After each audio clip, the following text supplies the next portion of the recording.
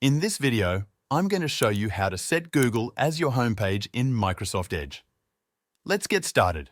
First, open Microsoft Edge on your computer. When it opens, look at the top right corner of the window. You'll see 3 horizontal dots. This is the menu button. Click on it. From the drop-down menu that appears, choose Settings. The Settings page will open in a new tab. Now, on the left side of the Settings page, find and click on the option called Start, Home and New Tabs.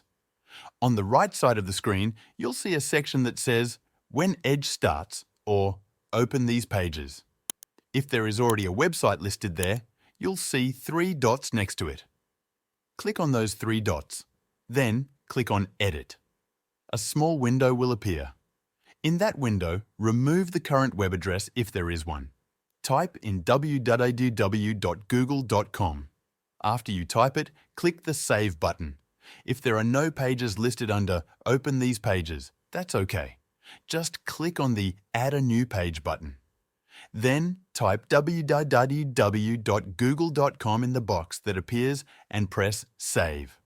Once you're done, close the Settings tab. Now close Microsoft Edge completely. Then open it again.